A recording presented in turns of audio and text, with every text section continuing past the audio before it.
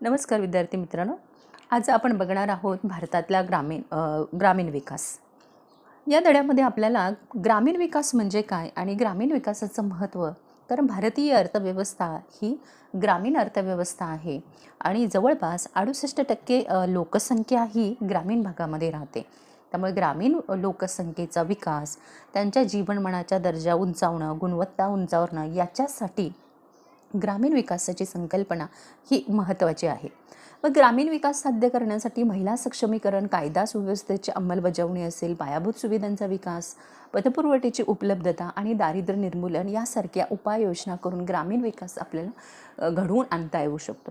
त्यानंतर ग्रामीण भागामध्ये प्रामुख्यानं शेती व्यवसाय हा प्रमुख व्यवसाय असल्यामुळं भारतातल्या कृषी पतपुरवठ्याविषयीची माहितीसुद्धा आपल्याला या धड्यामध्ये मिळते. आणि हा कृषी पतपुरवठा हा काळानुसार आणि हेतूनुसार आणि त्याचबरोबर या पतपुरवठ्याचे संस्थात्मक मार्ग कोणते आहेत आणि बिगर संस्थात्मक मार्ग कोणते आहेत याविषयीची संपूर्ण माहिती आपल्याला या धड्यामध्ये मिळते. या धड्याच्या आपण सुरुवातीला एक व्हिडिओ बनवलेला आहे की ग्रामीण विकास म्हणजे काय आणि ग्रामीण विकासाचं महत्त्व, तो तुम्ही नक्की अभ्यासलेला असेल. तर कृषी पतपुरवठा. त्यानंतर आपण या धड्यावरच्या स्वाध्यायाला सुरुवात करूया. पहिला प्रश्न आहे या धड्यावरचा, खालील विधाने पूर्ण करा. ग्रामीण पतपुरवठा महत्त्वपूर्ण मानला जातो कारण पर्याय आहेत. ग्रामीण भागातील उत्पन्न वाढवण्यास मदत होते. पर्याय आहे, बचतीचा अभाव असून शेती व इतर आर्थिक कार्यासाठी पुरेसा वित्तपुरवठा नसतो, यामुळे ग्रामीण भागाचा सर्वांगीण विकास होतो. आणि पर्याय आहे, ग्रामीण भागातील असमानता कमी होते. आपल्याला ग्रामीण पतपुरवठा महत्त्वपूर्ण का आहे हे सांगायचं आहे आणि त्यामुळे यातला पर्याय क्रमांक 2 जो आहे, पर्याय क्रमांक 2, बचतीचा अभाव असून शेती व इतर आर्थिक कार्यासाठी वित्तपुरवठा नसतो आणि म्हणून ग्रामीण वित्तपुरवठा हा महत्त्वपूर्ण मानला जातो. दुसरा आहे, अनुत्पादक कर्ज ही आर्थिकदृष्ट्या न्याय असतात. उत्पादक कर्ज ही आर्थिकदृष्ट्या न्याय असतात कारण ते शेती उत्पादनाशी संबंधित आहेत. त्यांचा वापर वैयक्तिक उपभोगासाठी केला जातो. ते दारिद्र्य निर्मूलनास मदत करतात. ते जीवनमानाचा दर्जा उंचावण्यास मदत करतात. आता उत्पादक कर्ज जी आहेत, उत्पादक कर्ज म्हणजे काय आहेत, तर अशी कर्ज जी शेतीच्या उत्पादनाशी संबंधित असतात आणि आर्थिकदृष्ट्या ती न्यायी असतात. उदाहरणार्थ ट्रॅक्टर, जमीन, बियाणं इत्यादी खरेदी करणारी जी उत्पादक कर्ज आहेत त्याचा समावेश आणि ही कर्ज आर्थिकदृष्ट्या न्यायी असतात. मग यातला पर्याय जो आहे तो शेती उत्पादनाशी संबंधित असतात, म्हणजे पर्याय क्रमांक जो आहे ते याचं उत्तर बरोबर आहे. उत्पादक कर्ज हे शेती उत्पादनाशी संबंधित असतात. त्यानंतर पुढचा तिसरा आहे, छोटे शेतकरी बँकांकडून देण्यात येणाऱ्या कर्जासाठी अपात्र ठरतात कारण सावकाराची उपस्थिती. आहे, ग्रामीण भागात बँकांच्या शाखा नसणं. आहे, उच्च व्यवहार खर्च, प्रक्रिया खर्च जास्त, मोठ्या शेतकऱ्यांना प्राधान्य. आता या ठिकाणी जे आहे, छोटे शेतकरी बँकांकडून देण्यात येणाऱ्या कर्जांसाठी अपात्र का ठरतात याचं आपल्याला कारण सांगायचं आहे. तर याचा पर्याय क्रमांक 3 जो आहे ते या उत्तर आहे. उच्च व्यवहार खर्च, प्रक्रिया खर्च जास्त आणि त्यामुळे लहान शेतकरी या सवलतीचा म्हणजे कर्जाचा सवलतीचा कर्ज प्रक्रिया किंवा हा जो खर्च आहे तो जास्त असल्यामुळे त्यांना या कर्जाचा फायदा घेण्यासाठी ते अपात्र ठरतात. सामाजिकदृष्ट्या वंचित घटकांचे हक्क सुरक्षितपणे संरक्षित केले जाऊ शकतात कारण महिला सक्षमीकरण, कायदा आणि सुव्यवस्थेची अंमलबजावणी, पायाभूत सुविधांच्या सुधारणा आणि आहे, जीवनमानाचा दर्जा उंचावणं. हा भाग जो आहे तो ग्रामीण विकासाच्या महत्त्वामधला भाग आहे कारण सामाजिकदृष्ट्या वंचित घटकांचे हक्क तेव्हाच सुरक्षित राहू शकतात जेव्हा कायदा आणि सुव्यवस्थेची अंमलबजावणी केली जाऊ शकते. तर प्रभावीपणे अंमलबजावणी केली जाते तेव्हा सामाजिकदृष्ट्या वंचितांचे हक्क सुरक्षित राहू शकतात. त्यानंतर पुढचा आहे 5वा, ग्रामीण लोकांच्या जीवनमानाचा दर्जा सुधारला जाऊ शकतो कारण आहे, स्वच्छ पिण्याचं पाणी, आरोग्य आणि स्वच्छता इत्यादी सुविधा पुरवणं देणं. आहे, भूसुधारणा कायद्याची प्रभावी अंमलबजावणी. अनुदाने उपलब्ध करून देणे. ग्रामीण असमानता कमी करणे. ग्रामीण लोकांचा जीवनमानाचा दर्जा सुधारला जाऊ शकतो की जेव्हा स्वच्छ पिण्याचं पाणी, आरोग्य आणि स्वच्छता इत्यादी सुविधा पुरवल्या जातात, तेव्हा ग्रामीण लोकांचा जीवनमानाचा दर्जा हा सुधारला जाऊ शकतो. त्यानंतर प्रश्न दुसरा आहे, चुकीची जोडी शोधा. या ठिकाणी आपल्याला अशा पद्धतीनं अ विभाग दिलेला आहे, हा ब दिलेला आहे आणि यातून आपल्याला चुकीची जोडी शोधायची आहे. अ मध्ये आपल्याला कृषी पतपुरवठा दिलेला आहे, ब मध्ये आवश्यकता दिलेली आहे की कृषी पतपुरवठ्याची आवश्यकता का असते हे दिलेलं आहे. आणि कृषी पतपुरवठा हा अल्पकालीन असतो, मध्यमकालीन आणि दीर्घकालीन असतो. अल्पकालीन हा खताची खरेदी, बरोबर आहे. मध्यमकालीन हा लग्न कार्यासाठी कर्ज म्हणजे पतपुरवठा विचारलेला आहे. कृषी क्षेत्राला केला जाणारा जो कर्ज पुरवठा आहे आणि हा कर्ज पुरवठा हा अल्पकालीन असतो, दीर्घकालीन असतो आणि मध्यमकालीन असतो. मग अल्पकालीन खते, बी बियाणे यांची खरेदीसाठी असतो आणि दीर्घकालीन हा ट्रॅक्टर खरेदी करणं. म्हणजे या ठिकाणी चुकीची जोडी जी आहे ती दुसरी आहे, ब. मध्यमकालीन लग्न कार्यासाठी कर्ज ही चुकीची जोडी आहे. त्यानंतर पुढे आहे चुकीची जोडी शोधायचे ग्रामीण व्यवसाय वर्गीकरण आणि इथे उपक्रम दिलेले आहेत. अ विभागामध्ये आपल्याला ग्रामीण व्यावसायिक वर्गीकरण आहे, ब मध्ये उपक्रम आहे. कृषी शेती क्षेत्र, 2 आहे उद्योग क्षेत्र, 3 आहे सेवा क्षेत्र. कृषी क्षेत्र बँकिंग आणि विमा, उद्योग क्षेत्र कच्च्या माला व प्रक्रिया, सेवा क्षेत्र संगणकीकृत क्षेत्र. या ठिकाणी सेवा क्षेत्र हे बँकिंग आणि विमा किंवा संगणकीकृत सेवा याच्यामध्ये समाविष्ट होतं. त्यामुळे या ठिकाणी चुकीची जोडी जी आहे कृषी क्षेत्र, बँकिंग आणि विमा ही चुकीची जोडी आहे. पुढे आहे प्रश्न तिसरा, विधान आणि तर्क प्रश्न. खालील पर्यायामध्ये योग्य पर्याय निवडा. विधान आणि तर्क प्रश्न. आता या ठिकाणी हा प्रश्न समजावून घेत असताना पहिल्यांदा अशा प्रकारचे काही विधानं दिलेली असतात आणि त्याचा तर्क विधान आपल्याला इथे दिलेला असतो. म्हणजे या प्रकारचा विधान आणि तर्क या प्रकारचा प्रश्न हा तुम्हाला या धड्यामध्ये पहिल्यांदाच आलेला आहे. म्हणजे आत्तापर्यंत ज्या काही धड्यांचा स्वाध्याय अभ्यासलेला आहे त्याच्या व्यतिरिक्त हा एक वेगळा प्रश्न तुम्हाला या ठिकाणी अभ्यासायला आलेला आहे. हा प्रश्न समजून घेत असताना नेमका कशा प्रकारचा प्रश्न आहे हे आधी लक्षात घेणं गरजेचं आहे. म्हणजे या प्रश्नामध्ये एक विधान आपल्याला दिलेलं असतं आणि त्याच्याशी संबंधित एक तर्कविधान दिलेलं असतं. कदाचित याचं स्पष्टीकरण हे दुसरं विधान असू शकेल किंवा दुसऱ्या विधानाचं स्पष्टीकरण हे पहिल्या विधानात असू शकतं. याच्यासाठी तुम्हाला त्या संपूर्ण धड्याची माहिती आणि त्याच्या संकल्पना स्पष्ट असणं गरजेचं आहे. आणि ह्या संकल्पना जेव्हा स्पष्ट होतात तेव्हाच अशा प्रकारची उदाहरणं तुम्हाला सोडवता येऊ शकतात. तर सुरुवातीला जे तर्कविधान दिलेलं आहे किंवा विधान जे दिलेलं आहे ते काळजीपूर्वक अभ्यासणं, या दोन्ही विधानांचा अभ्यास करून त्याचा अर्थ समजून घेणं आणि नंतर यातल्या पर्यायाकडे वळणं. आता आपल्याला इथे दिलेलं आहे भारतीय अर्थव्यवस्था ही प्रमुख ग्रामीण. तर या ठिकाणी आपण पहिलं विधान बघणार आहोत. विधान आहे, भारतीय अर्थव्यवस्था ही प्रामुख्यानं ग्रामीण अर्थव्यवस्था आहे. तर्कविधान ब आहे, 2011च्या जनगणनेनुसार देशातील ग्रामीण लोकसंख्या जवळपास 83.25 कोटी, एकूण लोकसंख्येतील 68.8 कोटी इतकी आहे. आता आपल्याला या ठिकाणी ग्रामीण अर्थव्यवस्था विचारलेलं आहे. भारतीय अर्थव्यवस्था ही ग्रामीण अर्थव्यवस्था आहे.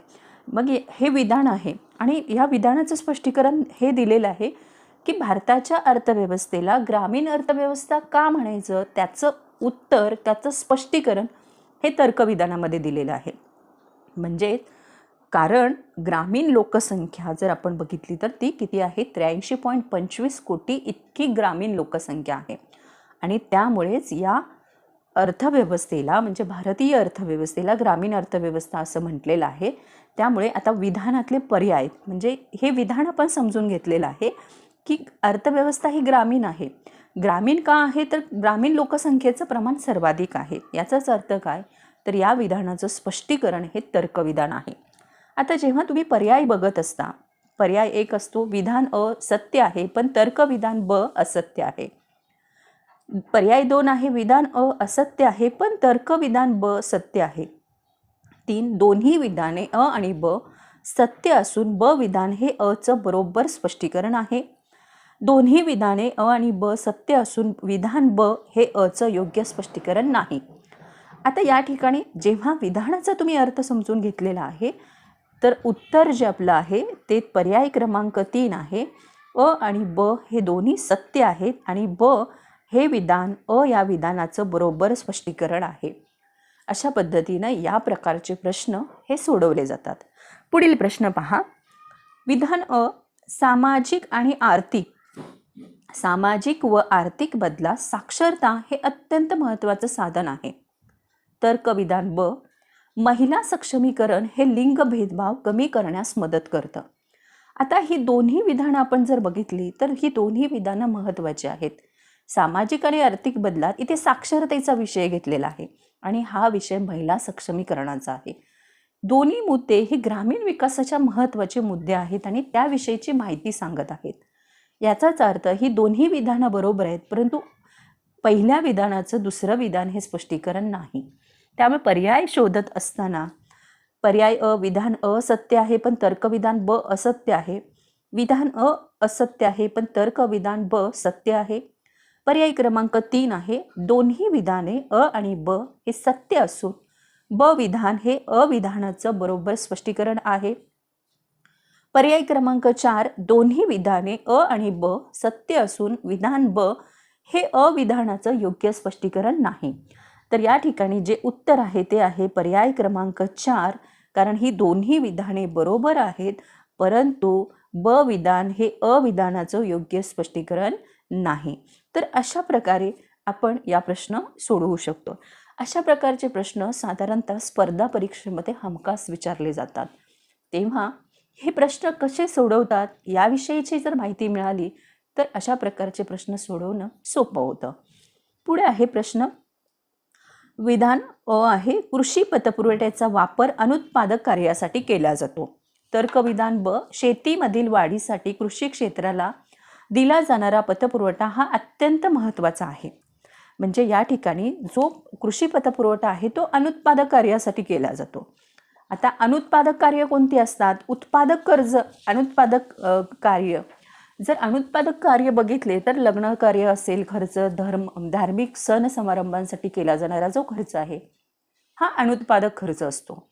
आणि शेती, ट्रॅक्टर, बी बियाणे याच्यासाठी जो खर्च केला जातो तो उत्पादक खर्च असतो. म्हणजे या ठिकाणी पहिलं विधान हे चूक आहे, कारण इथे कृषी पतपुरवठ्याचा वापर अनुत्पादक कार्यासाठी केला जातो, पण शेतीतील वाढीसाठी कृषी क्षेत्राला दिला जाणारा पतपुरवठा अत्यंत महत्त्वाचा आहे. हे दुसरं विधान बरोबर आहे. त्यामुळे तर्कविधान शोधत असताना विधान अ सत्य आहे पण तर्कविधान ब असत्य आहे. विधान अ असत्य आहे पण तर्कविधान ब सत्य आहे. विधान अ आणि ब सत्य असून दोन्ही विधाने बरोबर स्पष्टीकरण आहे. पर्याय क्रमांक 4, दोन्ही विधाने अ आणि ब सत्य असून विधान ब हे अचं योग्य स्पष्टीकरण नाही. तर आता आपल्याला या ठिकाणी आपलं पहिलं विधान असत्य आहे आणि दुसरं विधान सत्य आहे, त्यामुळे पर्याय क्रमांक 2 हे याचं उत्तर येईल बरोबर. पुढे आहे चौथा प्रश्न आहे या ठिकाणी, ग्रामीण भागातील भारतातील ग्रामीण पतपुरवठ्यामध्ये बिगर संस्थात्मक वित्त हा एक महत्त्वपूर्ण घटक आहे. तर्कविधान असुरक्षित उत्पादनामुळे लहान शेतकऱ्यास बँका पतपुरवठा करण्यास असक्षम आहेत. आता या ठिकाणी ही दोन्ही विधानं बरोबर आहेत, पण ही दोन्ही विधानं वेगवेगळी आहेत. याचा अर्थ असा आहे की याचं स्पष्टीकरण हे विधान नाही आहे किंवा याचं स्पष्टीकरण हे विधान नाही आहे. त्यामुळं ही विधानं दोन्ही सत्य आहेत. त्यामुळे पहिला पर्याय येऊ शकत नाही की हे सत्य आहे आणि हे असत्य आहे, हा पहिला पर्याय येऊ शकत नाही. दुसरा पर्याय येऊ शकत नाही, विधान अ असत्य आहे तर्कविधान सत्य आहे. तर ह्या ठिकाणी जो पर्याय आहे तिसरा पर्याय अ आणि ब सत्य असून ब हे विधान अचं बरोबर स्पष्टीकरण आहे, हा पण पर्याय येत नाही, कारण ह्या दोन्ही वेगवेगळ्या वाक्य आहेत. तर आपलं उत्तर जे आहे दोन्ही विधाने अ आणि ब सत्य असून विधान व हे योग्य अचे स्पष्टीकरण नाही, म्हणजे पर्याय क्रमांक 4 हे याचं उत्तर आहे. तर अशा प्रकारे आपल्याला हे तर्क आणि विधान याची प्रश्न सोडवता येतील. आता आपण प्रश्न चौथा बघूया की खालील उदाहरणांच्या आधारे संकल्पना ओळखून स्पष्ट करा. आता या प्रकारचे प्रश्न तुम्ही पाहिलेले आहेत. पहिल्या धड्यावरची दुसऱ्या धड्यावर आपण ह्या प्रकारचे प्रश्न सोडवलेले आहेत. खालील उदाहरणात कुसुमताईंनी त्यांचा व्यवसाय ग्रामीण भागामध्ये सुरू केला, त्यामुळे तेथील लोकांना रोजगार मिळून त्यांच्या राहणीमानात सुधारणा झाली. तर या ठिकाणी ग्रामीण उद्योग जे आहेत की जे ग्रामीण विकासामध्ये ग्रामीण उद्योग हे महत्त्वाची भूमिका बजावतात. याचाच अर्थ असा आहे की यामधली जी संकल्पना आहे ती ग्रामीण विकासाची संकल्पना आहे, कारण इथे राहणीमानात सुधारणा झाली अशा प्रकारचं विधान आलेलं आहे. आणि ग्रामीण विकास म्हणजे लोकांच्या जीवनमानाच्या गुणवत्ता सुधारणं, यालाच ग्रामीण विकास असं म्हणतात.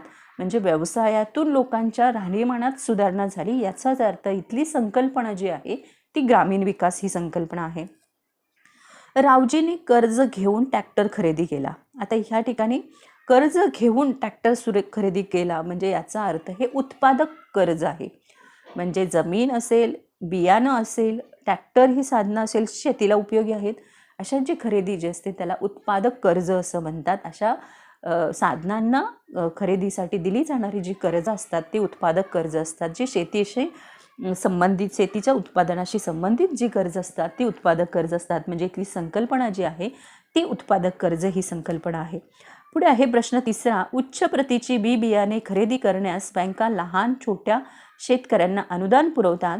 आता या ठिकाणी बी बियाणे खरेदीसाठीचा जो कर्ज पुरवठा आहे तो अल्पकालीन आहे, कारण अल्पकालीन कर्ज पुरवठा हा काही दिवसांसाठी केला जातो किंवा 2 वर्षांच्या कालावधीसाठी हा कर्ज पुरवठा केला जातो. आणि खते, बी बियाणे आणि याच्यासाठी हा कर्ज पुरवठा प्रामुख्याने केला जातो अल्पकालीन. चौथा आहे, दामाजी यावेळी सावकाराकडून कर्ज घेण्याऐवजी गावातल्या पतसंस्थांकडून कर्ज घेतले.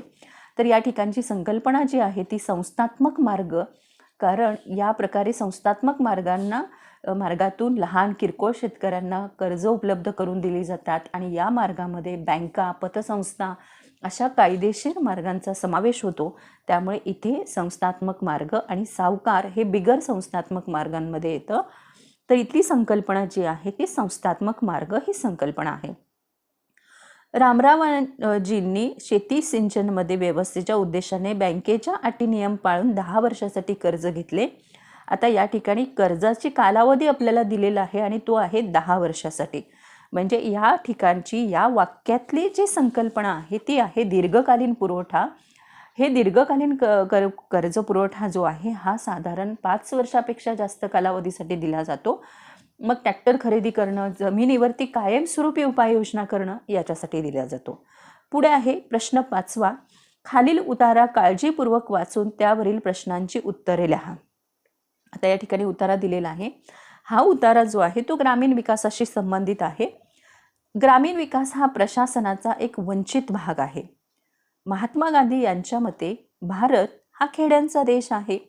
खेड्यांचा विकास झाल्याशिवाय देशाचा विकास साध्य करणं अशक्य आहे. विकासाच्या धोरणांचं एकत्रीकरण करण्यासाठी सर्व गरजांचं नियोजन करणं आवश्यक आहे. तळागाळातील लोकांच्या विकासासाठी प्रभावी प्रशासनाद्वारे ग्राम पातळीवर हे शक्य आहे. पंचायती व्यवस्थेच्या, राज्यव्यवस्थेच्या माध्यमातून राष्ट्रीय व राज्य सरकारच्या विकेंद्रीकरणाच्या दिशेने पाऊल टाकण्यासाठी आदर्श गाव या संकल्पनेचा संपूर्ण भारतात यशस्वी यशोगाथाच्या माध्यमातून अभ्यास करणं गरजेचं आहे. म्हणजे या ठिकाणी महात्मा गांधींची जी मतं होती ती आपल्याला इथे सांगितलेली आहेत. ग्राम पातळीवर काय शक्य आहे ते दिलेलं आहे. आदर्श गाव ही संकल्पना सांगितलेली आहे. शिक्षणातील विषमता कमी करण्यासाठी आणि साक्षरतेच्या प्रमाणात वाढ करण्यासाठी भारताची वाटचाल योग्य दिशेने सुरू असली तरी अजून बरीच काही करणे आवश्यक आहे. पूर्वीपासून वंचित असलेल्या भारतीय नागरिकांना निर्णय प्रक्रियेत सहभागी करून घेण्याची स्वयंशासन हमी घेते. तर अशा प्रकारे आपला हा उतारा आहे आणि त्याच्यावरचे हे काही प्रश्न आहेत की महात्मा गांधींचे विचार थोडक्यात सांगा, ग्रामीण विकासाबाबत शासनाच्या भूमिकेवर प्रकाश टाका, ग्रामीण विकास साधण्यासाठी कोणत्या उपाययोजना सुचवलेल्या आहेत, गावाचा उत्कृष्ट नमुना तुमच्या शब्दात मांडा. आता महात्मा गांधींचे विचार थोडक्यात सांगत असताना गांधीजींच्या मते भारत हा खेड्यांचा देश आहे. खेड्यांचा विकास झाल्याशिवाय देशाचा विकास साध्य करणं अशक्य आहे आणि या विकासाच्या धोरण करण्यासाठी सर्व गरजांचं नियोजन करणं गरजेचं आहे. तळागाळातल्या लोकांच्या विकासासाठी प्रभावी प्रशासन ग्रामपातळीवर असणं गरजेचं आहे. तर हे गांधीजींचे विचार आपल्याला इथे थोडक्यात सांगता येतील. त्यानंतर आपला पुढचा प्रश्न आहे, ग्रामीण विकासाबाबत शासनाच्या भूमिकेवर प्रकाश टाका. आता ग्रामीण विकासाच्या बाबतीत शासनाची भूमिका काय आहे, तर शिक्षणाची विषमता कमी करणं, साक्षरतेच्या प्रमाणात वाढ करणं या दिशेने काही गोष्टी करता येतील. यासाठी शासनाची भूमिका ही महत्त्वाची आहे. अशा पद्धतीनं पुढं आहे, ग्रामीण विकास साधण्यासाठी कोणत्या उपाययोजना सुचवलेल्या आहेत.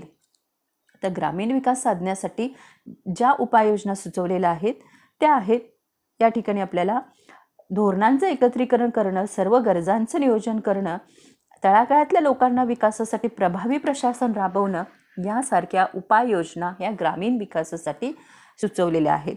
आणि या ठिकाणी प्रश्न 4था जो आहे तो गावाचा उत्कृष्ट नमुना तुमच्या शब्दात मांडा.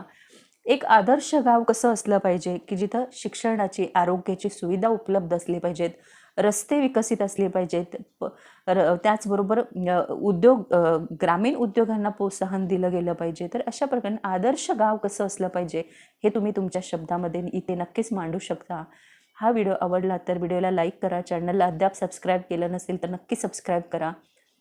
अशाच प्रकारे अर्थशास्त्राच्या नवनवीन संकल्पना इयत्ता 11वी-12वीसाठी ज्या महत्त्वपूर्ण आहेत त्याचा आपण व्हिडिओमध्ये अभ्यास करणार आहोत. आणि हा व्हिडिओ पूर्ण पाहिल्याबद्दल सर्वांचे धन्यवाद.